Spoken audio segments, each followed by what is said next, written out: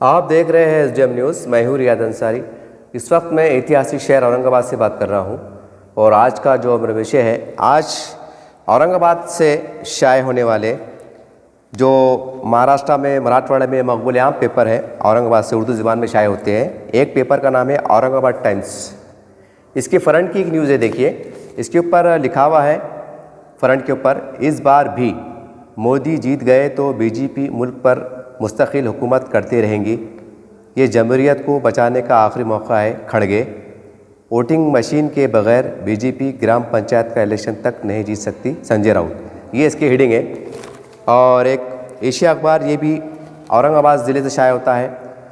मराठवाड़े में बहुत मकबूल आम है, दूर दूर तक पढ़ा जाता है और हमारी दुआएं हैं कि ये अखबार इसी तरह फूलते फलते रहें और उर्दू की खिदमत भी अंजाम दे रहे हैं। तो इसकी हेडिंग है, देखिए, महाराष्ट्र की सियासत, आखिरकार महाविकास आघाड़ी में प्रकाश आंबेडकर की पार्टी में शमूलियत, मुल्क का आइन खतरे में है, हमें मिलकर काम करना होगा और हमें इसे मिलकर बचाना होगा।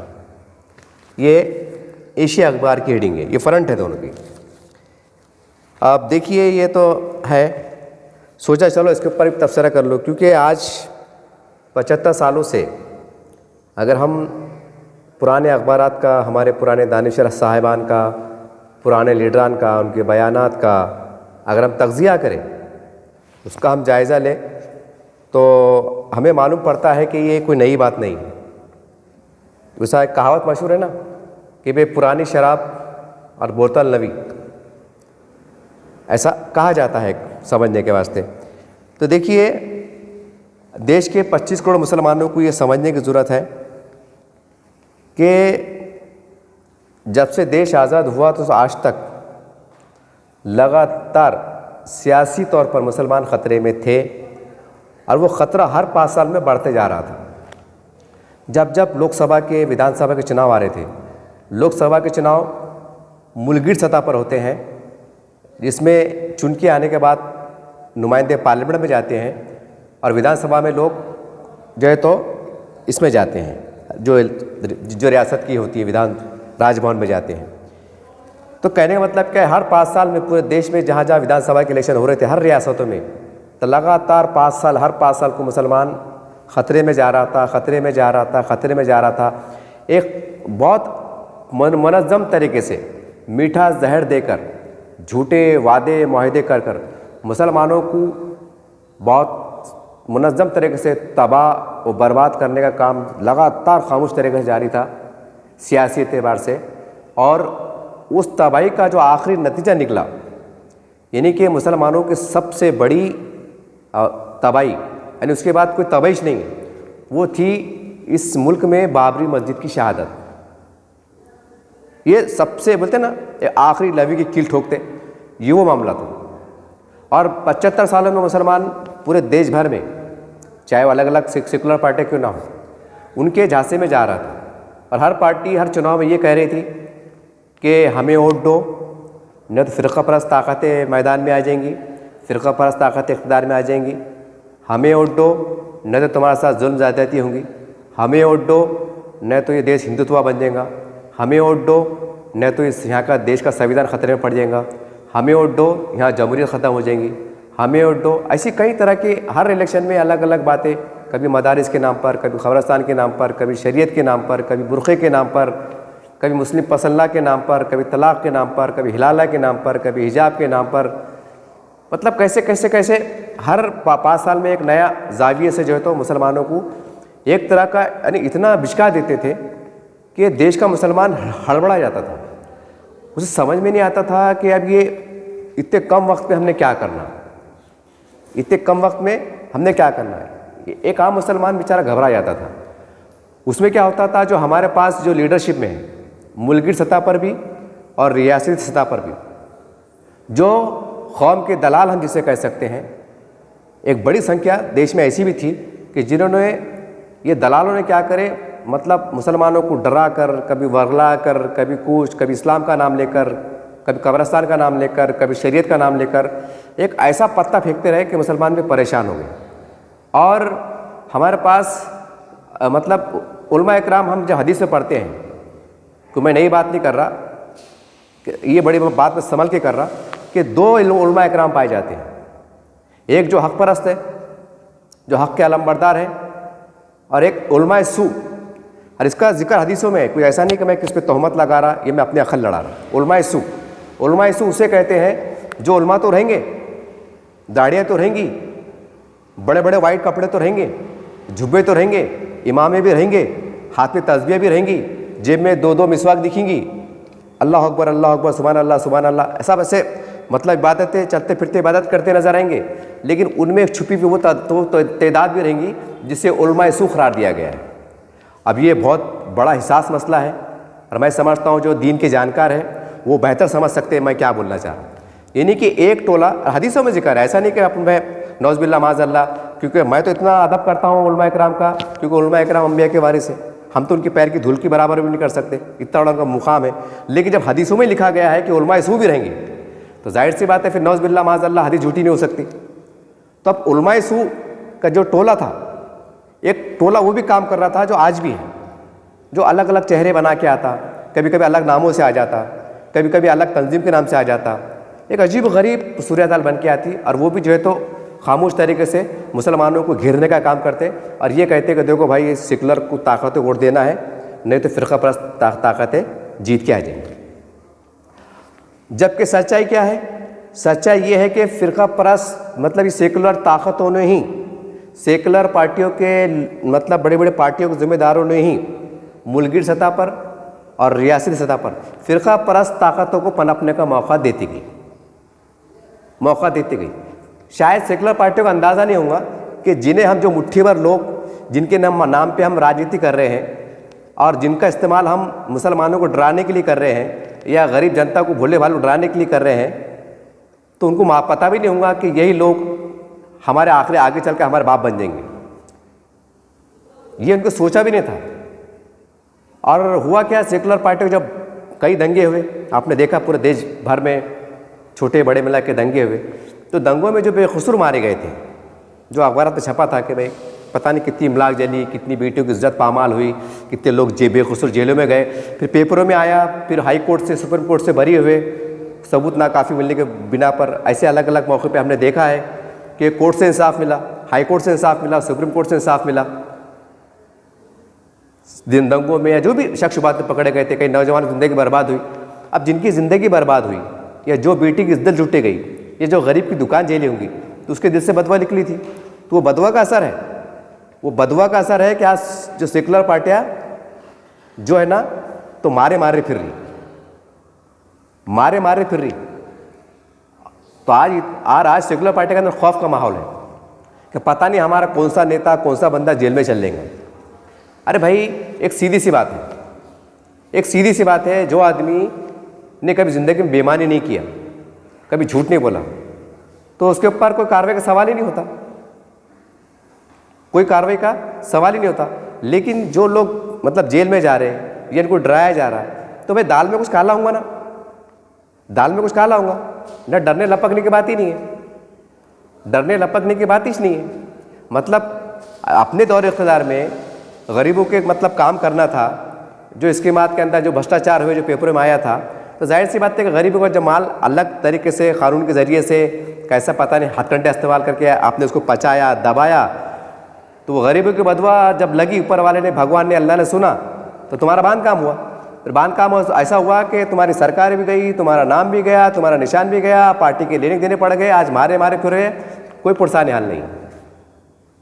ये भी कड़वा सच्चाई है, ये अखबारात में आया हुआ ही है। तो खैर, मेरा मौजू था कि ये जो अखबार में जो आया है कि मुल्क का आइन ख़तरे में है, ये सारी बात है। तो 25 करोड़ मुसलमानों को मैं बहुत बड़ी बात बताने जा रहा हूँ, और हमारे जो मुसलमान लीडर हैं ना, वो भी ज़रा इस बात को, नुक्ते को समझने की कोशिश करें। और जो हमारी मजहबी तंजीम ज़िम्मेदारान है ना, जो हमेशा सेकुलरिज्म की दुहाई देते, तो बड़े अदब एहतराम से मैं उनके सामने भी बात को रख रहा हूँ कि शुरू से मुसलमान ख़तरे में था और मुसलमान की तबाही हो रही थी कानूनी तरीके से, उनके साथ नाइंसाफ़ियाँ बढ़ती जा रही थी, उनको संविधान ने जो अधिकार दिया था वो नहीं दिया जा रहा था, उसकी वजह से वो धीरे धीरे तबाह हो गए। आज इतने बुरे हाल हो गए कि बकौल सच्चर कमेटी रिपोर्ट के मुताबिक इस देश का मुसलमान दलित उससे बिछड़ कर रह गया। बिछड़ कर रह गया। तो ये आपको भी सोचने की ज़रूरत है कि जब 75 सालों से जब इतनी तबाही बर्बादी चढ़ी थी, तो हर 5 साल में फिर कौन से हिसाब से जो है तो सेकुलरिज्म को बचाने की दुआई दी जा रही थी। और आज भी अखबार में क्या है, आज भी देखिए एशिया अखबार है, इसके फ्रंट पे लिखा हुआ है कि मुल्क का आइन खतरे में है। यानी हम खतरे में गए तो चलता, हमारी बर्बादी हो गई माशी तौर से, तालीमी एतबार से, चलता। मुल्क का आइन बचना चाहिए। और वो आइन ऐसा क्या काम का, ऐसा आइन क्या काम का कि जो एक बड़े समाज को, बड़े मेजॉरिटी को, जो 25 करोड़ के मुल्क में रहता है, उसके साथ अगर ज़्यादती होती हो, अत्याचार होता हो, वो लोकशाही माध्यम से बेचारे पूरे मुल्क में मुल्कगीर सतह पर छोटे बड़े पैमाने पर धरने मोर्चे आंदोलन करते हो, उसके बाद भी उनको इंसाफ नहीं मिलता हो, तो उसको बचाने की बात हो रही। अरे भाई, जो आइन से अगर हमको फ़ायदा होता है तो जाहिर सी बात हमें भी तकलीफ होंगी कि यार ये आइन अगर बच जाएगा तो हमारा फ़ायदा होगा।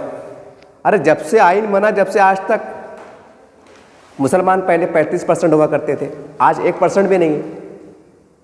तो 75 साल में आइन नहीं था क्या? आइन के जो आइन बना हुआ है, संविधान बना हुआ है, उसी के मुताबिक काम चल रहा ना।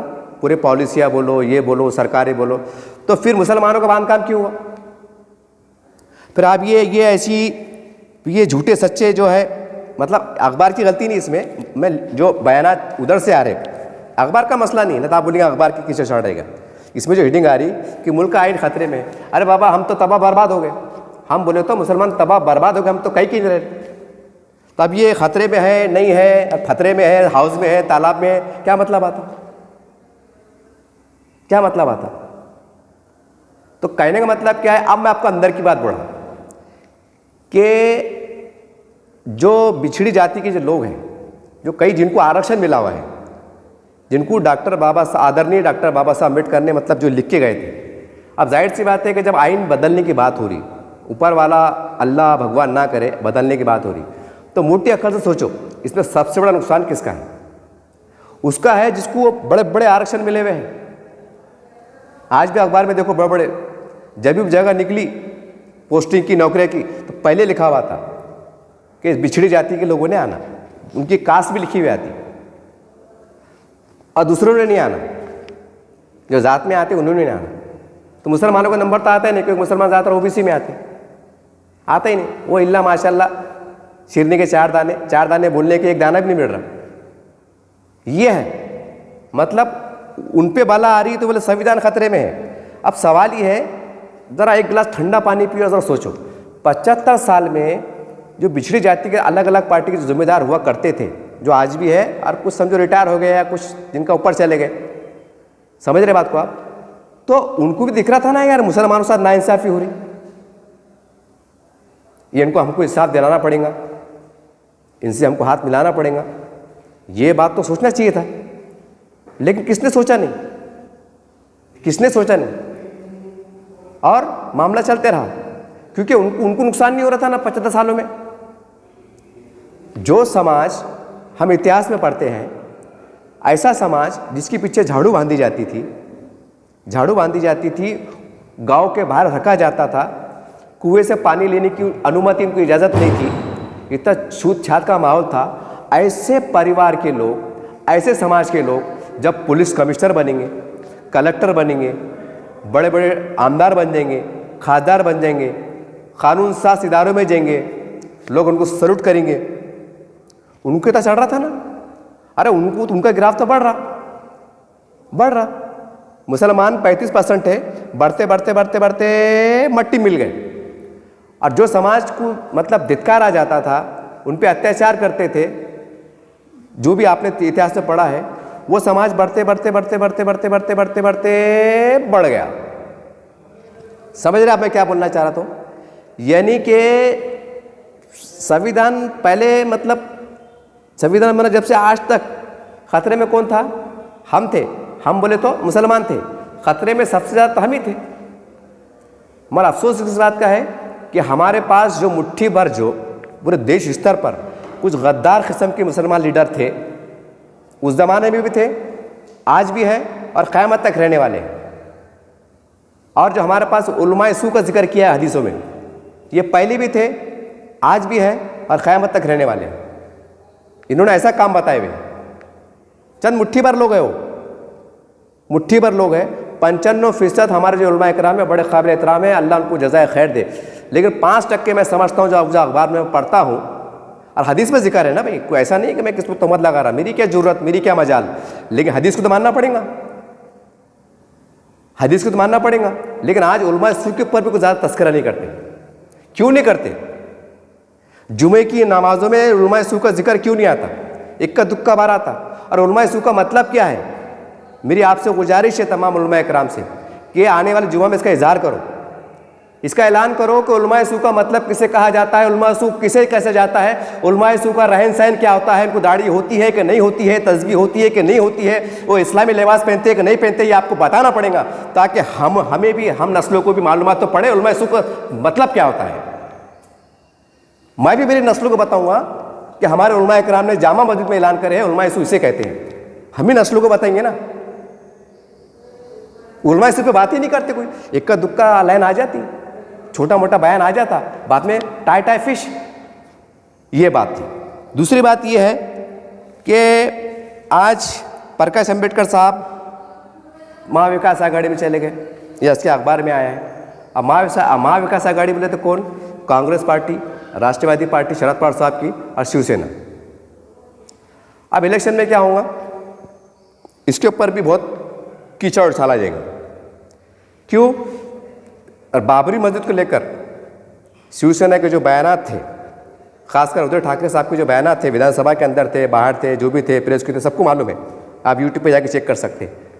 अब कुछ लोग ऐसे पैदा हो जाएंगे, अरे बोलेंगे उन्होंने तो बाबरी मस्जिद में ऐसा बोले थे, बाबरी मस्जिद के बारे में उन्होंने तो ऐसा बोले थे, यानी वहाँ भी कहीं ना कहीं मामला टूट फूट होने का शिकार रहेंगे। तो इसके लिए मुसलमानों को अभी से तैयारी करने की ज़रूरत है। तो मैंने पहले कहा 2-4 रोज़ पहले वीडियो के अंदर कि मुसलमानों को चाहिए, खासकर महाराष्ट्र के, कि वो प्रकाश अंबेडकर साहब को अपना मसीहा तस्लीम करें, उनको अपना सरबराह तस्लीम करें, उनको अपना नेता तस्लीम करें। क्यों? क्योंकि उनका जो घराना है डॉक्टर बाबा साहब अम्बेडकर से आते हैं, वो उनके वंश से आते हैं और उनके खून में है, प्रकाश अंबेडकर साहब के खून में शामिल है कि गरीबों को इंसाफ देना, वंचितों के लिए लड़ना भिड़ना। आज मुसलमान क्या है? वंचित है, मजलूम है। और इसका सबसे बड़ा इशारा, मैं फिर एक बार दोहरा रहा हूँ, इसका सबसे बड़ा इशारा जो अल्लाह ने दिया है, अल्लाह ने दे दिया मुसलमानों को, खासकर महाराष्ट्र के मुसलमानों को। क्या है? मुसलमानों देखो, जब औरंगज़ेब रहमतुल्लाह अलैह, जो एक नेक सिफत बादशाह, अजीम बादशाह, एक अजीम बादशाह जो अल्लाह का वली का जिनको मर्तबा हासिल है, और वो शख्स मर्द मुजाहिद की तरह उस अल्लाह के वली की बारगाह में जाता है और डंके की चोट पे जो तो वली का दिफा करता है, वली के एजाज़ में शान में जो बात करता है तारीख़ के हवाले से, तो गोया अल्लाह ने इशारा दे दिया कि ऐ मुसलमानों, ऐ महाराष्ट्र के मुसलमानों, मैं आपको इशारा दे दिया हूँ। इस शख्स जो औरंगज़ेब रहमतुल्लाह अलैह की बारगाह में शामिल हुआ, जो हिंदुस्तान में हुकूमत करा था, तो गोया उस सरबराह उसकी बारगाह से अल्लाह ने इशारा दे दिया कि ऐ महाराष्ट्र के मुसलमानों, प्रकाश अंबेडकर के साथ पीछे चले जाओ। ये इशारा है, ये आपको समझना पड़ेगा। और दूसरी बात ये है कि हम देखते हैं जो बेलगाम घोड़ा होता है, जो बेलगाम घोड़ा होता है, क्या होता है उसको? बताए उसको नकेल कसना। नकेल जो राइडर होता है, मतलब जो घोड़ा जो चलाता है, जो घोड़ा कंट्रोल करता है, घोड़सवार जिसे कहते हैं, तो वो क्या करता है? उसको नकेल खींचता है, नकेल। और आज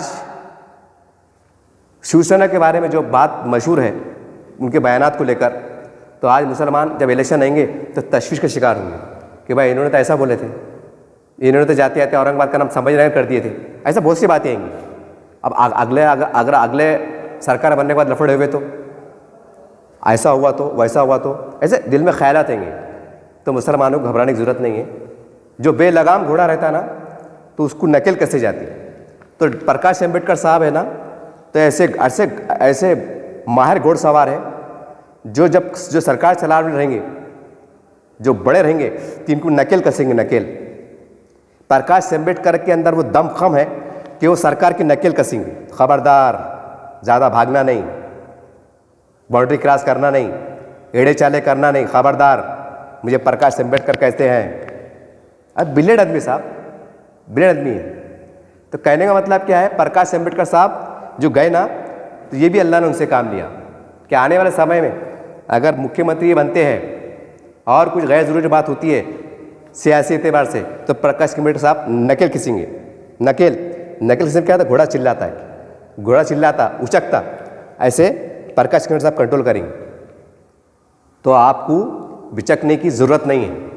और जो संविधान खतरे में बोले ना, जो अब लीडर बोलेंगे, जो बोल रहे हैं, तो उनको पूछो, सेकुलर पार्टियां जो बोले कि संविधान खतरे में है और बीजेपी हमेशा हुकूमत आएंगी, तो इसके जिम्मेदार सेकुलर पार्टियां ही है। सेकुलर पार्टी, क्योंकि सेकुलर पार्टियों को अपना वजूद खतरे में नजर आ रहा है। इनकी दुकानें बंद हो गई हैं। इन्होंने मुसलमानों को वोट लिया और मुसलमानों को इतना बुरा इस्तेमाल किया कि मुसलमानों को कह के नहीं छोड़ा। ये मुसलमानों की हाय बदवा इनका पीछा कर रही है। ऊपर वाले के बोलते ना, ऊपर वाले के पास देर है अंधेर नहीं है। तो अल्लाह ताला ने इनका ऐसा बांध काम किया, क्योंकि मुसलमान तो मजलूम है, कुछ भी नहीं कर सकते बेचारे, इतने बेबस से कुछ भी सिवा अल्लाह के कुछ भी नहीं कर सकते। तो अल्लाह ने क्या करा, इनके अंदर ही ऐसा जोड़ तोड़ पैदा कर दिया कि इनका नाम और निशान मिट गया। तो मुसलमानों की ये मेरी गुजारिश है कि ये जो बोले ना जमहूरियत का आखिरी मौका है, खड़गे साहब बोले, कौन बोले, खड़गे साहब बोले कि जमहूरियत को बचाने का आखिरी मौका है। तो खड़गे साहब, अब ये है ना, अब ये मुसलमानों को बेवकूफ़ बनाने के धंधे बंद करो। मैं एक समाज सेवक के तौर पर भी, एक नागरिक के तौर पर भी आपसे मुखातिब हो रहा हूँ कि हमें क्या मिला, मुसलमानों को क्या मिला, क्या मिला मुसलमानों को, क्या आरक्षण मिला, क्या रिजर्वेशन मिला। और महाराष्ट्र के अंदर कई ऐसे सेकुलर पार्टियों के नेता है, ज़रा जांच करके देखो, ज़रा जांच करके देखो, माहिती अधिकार का निकालो कि कौन से सेकुलर पार्टी के पास 100-100, 200 एकड़ ज़मीन है वक्फ बोर्ड की, किसके पास है, किसके पास है, इसकी जांच करो। हमारे वक्फ बोर्ड तबाह तुम्हारे राज में तुम्हारे हुकूमत में हुआ। दंगे फिसाद बड़े पैमाने पर कोई न कोई बहाने से तुम्हारे राजपाट में हुए। बाबरी मस्जिद शहीद भी तुम्हारे राजपाट में हुई। हमको कह नहीं रह के, हमको भीख क्यों लगा दिए। और तुम बोल रहे कि जमहूरियत को बचाने का आखिरी मौका है, ये तुम बोल रहे, आपको ज़रा एहसास नहीं होता हमारा क्या गया, हमारा क्या है, हमारा क्या है। हम तो कह नहीं रहे, हम पहले भी बर्बाद थे, आज भी बर्बाद है, अब इससे ज़्यादा क्या होगा, जान तो नहीं जाएंगी ना। लेकिन ये हेडिंग ऐसी होना चाहिए था कि ये हमारे लिए आखिरी मौका है, अगर बीजेपी गई तो हम घर को चल लेंगे, ये हेडिंग ऐसे आना चाहिए था। लेकिन खैर अब वो क्या कर सकते हैं इसको। तो मुसलमानों को डरने की ज़रूरत नहीं है, अल्लाह बड़ा कारसाज है। ऐसे प्रकाश अम्बेडकर साहब के जैसे हर रियासत में कोई ना कोई पैदा होंगे। और प्रकाश अम्बेडकर साहब में वो सलाहियत है कि ये पूरे इंडिया लेवल की नुमाइंदगी कर सकते हैं मुसलमानों की, मगर शर्त है कि पूरे हिंदुस्तान के मुसलमानों ने उनको उतना एजाज़ से जमाना, उनके साथ खड़े रहना, तो हालात सुधर सकते हैं। और कहीं और भी चेहरे आएंगे, ऐसा नहीं है, रियासती सतह पर जैसा यूपी है, बिहार है, जहाँ भी है, यहाँ भी चेहरे उभर के आएंगे। तो मुसलमानों, अब ये जमहूरियत जिंदा रहेंगी नहीं रहेंगी, संविधान रहेगा नहीं रहेगा, इससे डरो मत, इससे डरो मत। क्योंकि मुसलमान एक अल्लाह को मानने वाला है और उसको मालूम है अगर मेरी मौत अटल है तो कोई दुनिया की ताकत बचा नहीं सकती, और अगर ज़िंदगी बाकी है तो कोई माए का लाल मार नहीं सकता। आज अगर 2 गिलास पानी मेरे नसीब में लिखा हुआ है तो 2 गिलास मुझे मिल के रहेगा, कोई दुनिया की ताकत मुझे 2 गिलास पानी पीने से रोक नहीं सकती। अगर आज मुझे प्यासा मरना है तो पूरी दुनिया मिला के मुझे पानी नहीं पिला सकती। यह है मुसलमानों का ईमान, यह है मुसलमानों का ईमान। अब मैं अपने असली मौजू की तरफ आता हूँ कि मैं ये अखबार लेके आखिर बोलना क्या चाह रहा। अब मैं बोलना ये चाह रहा कि जो लोग आएंगे और हमारे जो इस्लामी तंजीम जिम्मेदार है ना, अब आप भी बोलते होंगे यार बार बार तुम की तरफ क्यों घुस जाते, इसलिए घुस जाते साहब कि जब इलेक्शन आता ना तो हल्लू से फिर इनकी मीटिंग होती, फिर इनकी तरफ से कोई बयान आ जाता, फला इस्लामी तंजीम का बयान आता कि भाई जमहूरियत को बचाने के वास्ते मुल्क के हालात को देखते हुए हम इनकी तायद करते हैं, लिहाजा मुसलमान से गुजारिश है कि फला सेकुलर पार्टी को वोट दो। ये आपकी तरफ से बयानात आते, बाद आपका लेटर निकलते, करके आपको बोलना पड़ा, नहीं तो आपको कहीं को बोलेंगे बाबा, आपको कहीं को बोलेंगे। तो आप ये बयानात जारी करते ना, एक आखिरी मोमेंट पे पूरा घेर के लाते मुसलमानों को ऐसा, और बाद में क्या करते, बांध काम हो जाता। अब घेरने काम मत करो, सीधा डोट टोक बात करो, बोलना बचेगा नहीं बचेगा, जमहूरियत बचेंगी नहीं बचेंगी, ये बाद में काम बात मत करो। बोलना पहले ये बोलो कि जब सरकार में अगर तुम आ जाएंगे, सरकार में अगर तुम आ जाएंगे तो पहले मीटिंग में तो हमारा काम क्या करने वाले हैं, 10-12 लिस्ट थोपो ज़रा मुसलमानों की। हमारे बस्तियों के पानी है, नल है, मसाइल है, एजुकेशन है, स्कूल है, मदरसे है, मस्जिद है, ये है, बागबोट है। इसके ऊपर बात करो बोलना, इसके ऊपर बात मत करो, दिमाग खराब मत करो बोलना। 75 साल हो गए हमको बहुत खपा दिए बोलना कि जमहूरियत आ जाएंगी, वो आ जाएंगे, हमारा बाप नहीं बोलना। दम कम रखते, कानून ने सबको अपने अपने हिसाब से लड़ने का भिड़ने का इख्तियार दिया हुआ है। ये रिकाम बातें करो मत बोलना, कड़ू कड़ू बोल दो, बंद कमरा करो, कड़ू कड़ू बोलो, काम की बात करो बोलना। पहले मीटिंग में क्या दे रहे मुसलमानों को, दे रहे क्या, उठो ऐसे रफ बात करो। आप ये मिठे मिठे बात है, बिस्मिल्लाह आपा, हाजरा आपा, सुनतर आप, ऐसे बात मत करो। आप आली जनाब बैठिए, अरे क्या निकाल के दिए, खपा दिया ना मुसलमानों को। दंगे में मेरी बेटियों की, मेरी माओ की इज्जत लूटी गई ना, क्या सलामा कर रहे इनको। अरे काय को झेड़ रहे, काय को हाथ डाल रहे। वो अल्लाह रब्बुल आलमीन है ना, जिंदगी मौत का मालिक, जिल्लत का मालिक अल्लाह है, कोई कुछ उखाड़ नहीं सकता। मजलूम कौम है हम। कब तक हमारे सौदे करते, कब तक खपाते।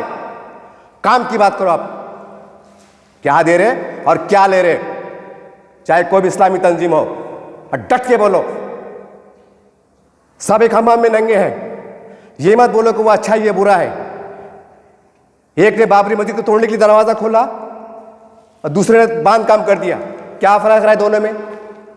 अब सवाल क्या है मालूम क्या, ये बेलगाम जो घोड़े हैं, ये जो बेलगाम घोड़े हैं, इनको नकेल कसने का काम ये किसी मुसलमान नेता में नहीं है, कोई मुसलमान नेता बालखा में नहीं है। ये नकेल कसने का काम महाराष्ट्र में अल्लाह ने, ये प्रकाश अम्बेडकर, ये तस्वीर देख रहे हैं आप, ये है, ये कायद के अंदर है दम।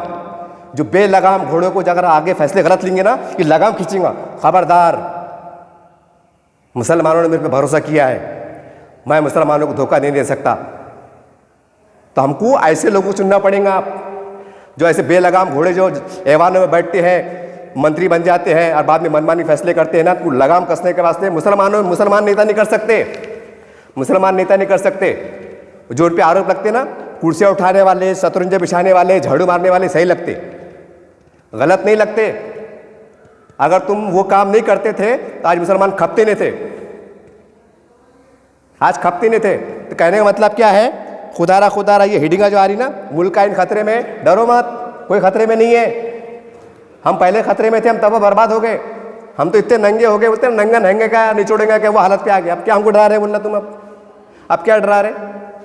अब नए सिरे जो बात चढ़ी ना घेरने की बात, अरे क्यों क्यों क्यों बढ़ रहे मालूम क्या, मुसलमानों ने एक बार फिर लपकना, फिर डरना, अरे बाप रे ये आ जाएंगे तो मस्जिदें बंद हो जाएंगी, आजाना बंद हो जाएंगी, खबरस्तान बंद हो जाएंगे, कि जलाना पड़ता।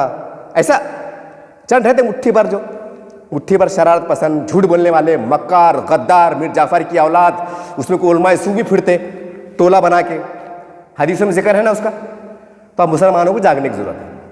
बोलना भैया काम की बात करो, काम की बात करो। अगर महाराष्ट्र के इलेक्शन जाने, विधानसभा के आने वाले, काम की बात करो। ये नहीं बोलना इतने कोटे से हमको वजीर दो, हमको नुमाइंदगी दो। काय की नुमाइंदगी दो, काय की नुमाइंदगी दो। अगर तुमको, मैं मिसाल दे रहा, अगर मुसलमान को महाराष्ट्र का मुख्यमंत्री बना दिए और भुट्टा कौड़ी काम करी तुम्हारे, क्या काम का मुख्यमंत्री हो, और हमारा तमाशा है, तमाशा कि साला हमारा मुसलमान मुख्यमंत्री हो गए, भुट्टा हमको कुछ मिल रहा नहीं और तुम्हारा डबल खून जलेगा। ये एड़े बातें मत करो। आप बोलना भैया हमको मत दो, एक भी मंत्री पद दो, मत दो, बोलना मत दो। खाली हमारे जो जायज़ मसाइल हैं, जो संविधान ने दीवा है, और हमारे आबादी के हिसाब से हमारे साथ बराबर से इंसाफ करो। हमको कामड़े भी चलता, देशमुख भी चलता, राव भी चलता, दानवी भी चलता, बानवी भी चलता, ये भी चलता, वो भी चलता, खड़के भी चलता, फड़के भी चलता, दड़के भी चलता, सड़के भी चलता, सब चलता। बोलना बाबा हमको इंसाफ करो। अब ये टोपियाँ पहना धंधे बंद करो। बोलना ईद आ रही, टोपी पहन ले रहे, रुमाल पहन ले रहे, सुरखमा पिला रहे, मीठा मीठा पेड़ रहे, मीठा मीठा जो तो मीठा मतलब पी रहे, और बाद में चाकू खोल रहे, खंजर मार रहे, गले मिल रहे, ईद मुबारक, और खच करके मार दे रहे। ये क्या है, सियासी खंजर बड़ा मैं ना, तो बोलेंगे अलग समझेंगे। तो ये बात बंद करो। बोलना भैया कोई भी आओ, मैं आपको ये नहीं बोला कि यहाँ जाओ वहाँ जाओ, आप मेरे बड़े, मैं आपको क्या रह सकता, लेकिन सिर्फ मेरा ये बोलना है कि आज मुसलमानों बेइंतहा गुस्सा है। गरीब मुसलमान तो कुछ कर नहीं सकते, लेकिन इनकी हाय बदवा निकलेंगी। जब इनकी हाय बदवा निकलेंगे ना, तो ये सब जिम्मेदार को लगेंगे। जो आज संविधान की दुआई दे रहे, संविधान का माहौल तैयार कर रहे, फिर एक बार उनकी खुफिया तरीके से मदद कर रहे, तो ये बदवाएं आपको लगेंगी, आपके नस्लों को भी लगेंगी। बदगुमानी नहीं है आपसे, लेकिन डंके की चोट पे बात करो। फला फला पार्टी का लीडर फला फला इस्लामी के दफ्तर में आया था, हमने डोक टोक बात करे। पहली मीटिंग में होऊंगा क्या, पहले बोलो। और मीटिंग प्रेस वाले को बुलाओ, हमारे सबको बुलाओ, सोशल मीडिया को बुलाओ, बोलो तुमने क्या बात करे। ये ऐसी बात करो। अभी गुच्चुप और ये बोलना तमाम मसाइल पे बात हुई। कौन से मसाइल पे बात हुई? ये मीठे मीठे बात 75 साल हो गए और मुसलमान कह के भी न रहे, भीख लग गए। तो उम्मीद करते हैं कि ये है ना, ये बात मुल्क का इन खतरे में है, ये सब फेंकम पाके। इसे डरने की, लपकने की, बिचकने की कोई ज़रूरत नहीं, कोई ज़रूरत नहीं। अब हमने इतने गुए खा लिए, इतने चटके खा लिए, इतनी हमारी इज्जतें पामाल हुई, इतने बर्बाद हुए कि अब ये खतरा, मौत, इसे डर नहीं लगता, क्योंकि हमारा ईमान अल्लाह पे है ना। और दूसरा ये है ना, देखो क्या बोल रहे हैं, ये जमहूरियत को बचाने का आखिरी मौका है। हाँ, ये शर्मनाक जुमला है कब तक मुसलमानों के वास्ते। हमको कहीं को बढ़े, जब तुम्हारा दौर था तो हमको क्या दिए, हमको क्या मिला? 35% से हम 1% पे आ गए। इतने बुरे हाल। महाराष्ट्र में वक्फ बोर्ड तुम्हारे दौरे इख्तियार में तबाह बर्बाद हो गया, कहीं की नहीं रहे, और तुम बोले जमहूरियत के बाद। अरे क्या काम की ऐसी जमहूरियत जो हमारे वक्फ बोर्ड को तबाह कर दे, हमारे हुकूक को तबाह कर दे, हमको बर्बाद कर दे, हमारे दिल से आहें निकले, बदवाई निकले, हम 35% से 1% पे आ जाए। क्या काम की ऐसी जमहूरियत? ये जमहूरियत तुमको मुबारक। हमको वो हिंदुत्व भी पुरता, हमको हिंदू राष्ट्र भी पुरता। अगर हमको इंसाफ मिलता है तो हम हिंदुत्व का झंडा भी थामने को तैयार है, मगर शर्त क्या है, हमको इंसाफ मिलना चाहिए। तो मैं उम्मीद करता हूँ कि झकोलेबाजी में और ये इसमें डरने की कोई बात नहीं है। और तमाम मुसलमान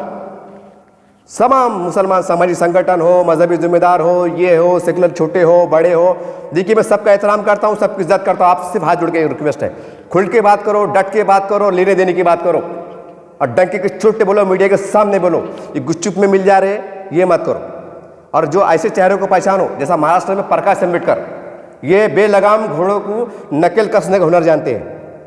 तो केरल में कौन है, यूपी में कौन है, बिहार में कौन है? वहाँ के मुसलमानों को चाहिए कि ऐसे जो बेलगाम घोड़े हैं, जो ऐवाने बजा के आतंक मचाते हैं, कानून के सहारे से फ्रेम में बिठा के बांध काम करते हैं, बिल्कुल नकल कसने वाला कौन, उनका बाप होना, सियासी एतबार से बाप, सियासी बाप जिसे कहते हैं। तो ऐसे को ढूंढो, तलाशो, उनको आगे करो, उनको बड़ापन दो, और तो सही मानों में समझा जाएगा कि जमहूरियत को बचाने का काम कर रहे हैं। नहीं तो क्या हो रहा, तुम्हारा मामला फ़ायदा हो जा रहा, तुम्हारे को कॉलेज में, स्कॉलरशिप में, डिग्रिया में, घरकुल में घर मिल जा रहे, लोन मिल जा रहे, नौकरियाँ मिल जा रही, सब मिल जा रहा, हमारे बाप को कुछ मिल रहा नहीं।